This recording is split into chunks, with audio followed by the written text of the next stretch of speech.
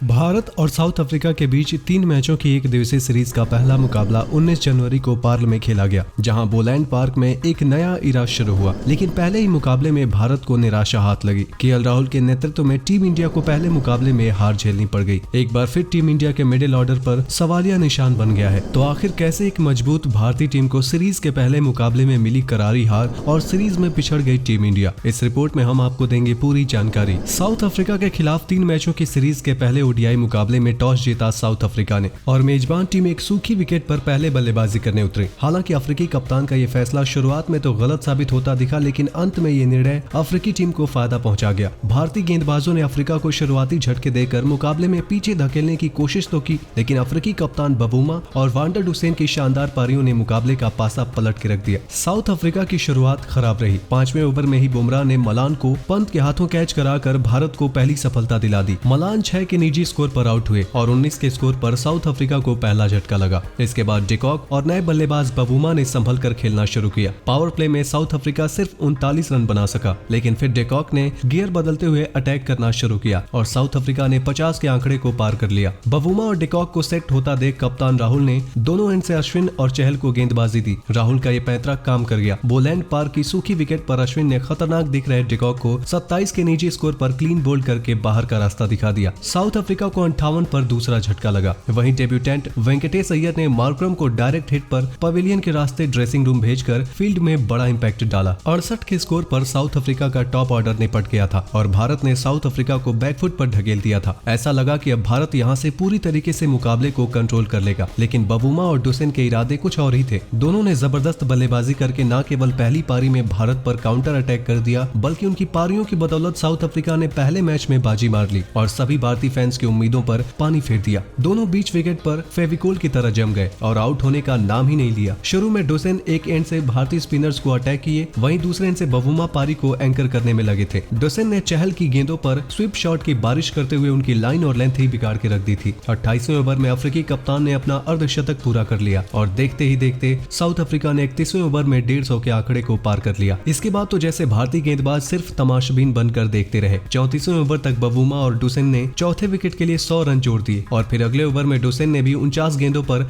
अपनी half century पूरी कर ली। 40 ओवर तक साउथ अफ्रीका ने 210 रन बना लिए थे और यहां से साउथ अफ्रीका ने मैच में वापसी कर ली थी। आखिरी 10 ओवर में दोनों और ज्यादा आक्रामक होकर खेलने लगे। डुसेन ने इस दौरान चौके छक्कों की बारिश कर दी और इसी बीच अफ्रीकी कप्तान बबूमा ने सैकड़ा जड़ा और मुश्किल हालातों में अफ्रीकी कप्तान ने 133 गेंदों में अपने ओडीआई करियर का दूसरा शतक लगाया। मेजबानों ने आखिरी 10 ओवर में 86 रन बना डाले। साउथ अफ्रीका ने 50 ओवर में 4 विकेट खोकर 296 रन का स्कोर खड़ा किया। अफ्रीका के लिए डुसेन ने 96 गेंदों में 9 चौके और 4 छक्के की बदौलत ताबड़तोड़ 129 रन बनाए। वहीं कप्तान बबूमा ने 143 गेंदों में 8 चौके की बदौलत 110 रनों की कप्तानी पारी खेली और साउथ अफ्रीका ने भारत के सामने जीत के लिए 297 रनों का एक मुश्किल सा लक्ष्य रख दिया। 297 का मुश्किल लक्ष्य मिलने के बाद भारतीय टीम ने भी शानदार शुरुआत की, जहां भारत के लिए राहुल और धवन ने पहले विकेट के लिए 86 रन जोड़े। इस दौरान धवन बेखौफ अंदाज में चौके पर चौके जड़ रहे थे, लेकिन राहुल कुछ ज्यादा ही डिफेंसिव जोन में चले गए थे और इसका खामियाजा बहुत जल्द भारतीय कप्तान को भुगतना पड़ा। पावर प्ले से ठीक पहले मार्करम ने राहुल को आउट करके एक बड़ी ब्रेक थ्रो दिला दी। राहुल सिर्फ 12 रन बनाकर आउट हुए। 46 के स्कोर पर भारत को पहला झटका लगा। हालांकि अफ्रीकी टीम को इसका खुशी मनाने का ज्यादा मौका नहीं मिला। शिखर और विराट ने यहां से पारी संभालने का काम किया। पहले 10 ओवर में भारत ने 1 विकेट खोकर 55 रन बना लिए। शिखर काफी ज्यादा लय में दिख रहे थे और गब्बर ने 51 गेंदों पर एक ताबड़तोड़ अर्धशतक जड़ दिया। इस दौरान शिखर के बल्ले से 8 चौके निकले। दूसरे एंड से विराट ने भी अपने पैर जमाने शुरू कर दिए और भारत ने 19वें ओवर में ही 100 का आंकड़ा पार कर लिया। विराट और धवन के बीच दूसरे विकेट के लिए 50 से ऊपर की पार्टनरशिप हुई। दोनों दिग्गज बल्लेबाजों ने अफ्रीकी टीम को पूरी तरीके से दबाव में डाल दिया था। 25वें ओवर तक भारत ने 1 विकेट खोकर 137 रन बना लिए थे। यहाँ से भारतीय टीम जीत की ओर काफी सुदृढ़ तरीके से आगे बढ़ रही थी, लेकिन इसके बाद जो हुआ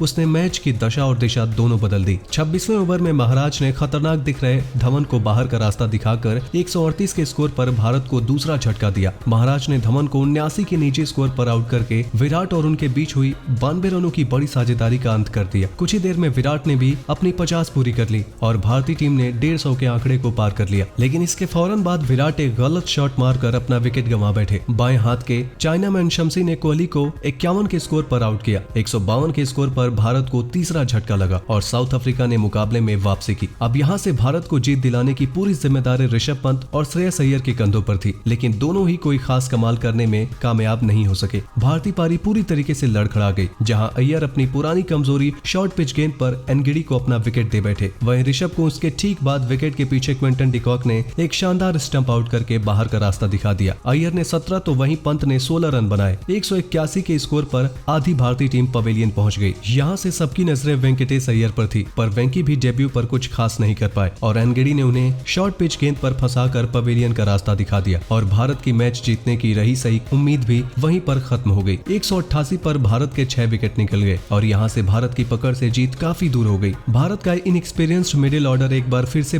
बल्ले से फ्लॉप साबित हुआ। ऐसे में लोअर ऑर्डर से उम्मीद करना बेईमानी थी। अपनी वापसी पर अश्विन भी सिर्फ 13 गेंदों के लिए विकेट पर टिक सके। अश्विन 7 रन बनाकर चलते बने। हालांकि भारत ने 200 का आंकड़ा छुआ, लेकिन काफी देर हो चुकी थी। अकेले शार्दुल ठाकुर के लिए यहां से जीत पाना काफी मुश्किल था, क्योंकि आखिरी 10 ओवर में 93 रन चाहिए थे और भारत के पास सिर्फ 3 विकेट ही बाकी रह गए। हालांकि शार्दुल ने पूरी कोशिश की, जब जब मौका मिला उन्होंने अटैक किया, लेकिन दूसरे छोर पर कोई प्योर बल्लेबाज मौजूद नहीं था। अश्विन के बाद भुवनेश्वर भी सिर्फ 4 रन का योगदान दे पाए और शम्सी के दूसरे शिकार बन गए। 214 पर भारत को 8वां झटका लग गया। यहाँ से सिर्फ औपचारिकता ही बाकी थी, क्योंकि भारत इस मुकाबले को हार गया है और इसी के साथ साउथ अफ्रीका 3 मैचों की वनडे सीरीज में 1-0 की बढ़त बना चुका है। अब यहाँ से सीरीज में बने रहने के लिए भारत को बहुत जल्द नई रणनीति तलाशनी होगी, क्योंकि सिर्फ एक दिन के बाद इसी मैदान पर दूसरा मुकाबला खेला जाना है और टीम इंडिया उस मुकाबले को अब हारना अफोर्ड नहीं कर सकती है। तो दोस्तों, आप सभी को क्या लगता है, भारत को दूसरे मुकाबले में वापसी करने के लिए क्या बदलाव करने की जरूरत होगी? अपनी राय हमें नीचे कमेंट बॉक्स में कमेंट करके जरूर बताइए और ऐसे ही शानदार खबरों के लिए सब्सक्राइब करिए हमारे YouTube channel cricket in India को। वीडियो अच्छी हो तो इसे लाइक करें, शेयर करें और बेल आइकन को दबाना बिल्कुल ना भूलें।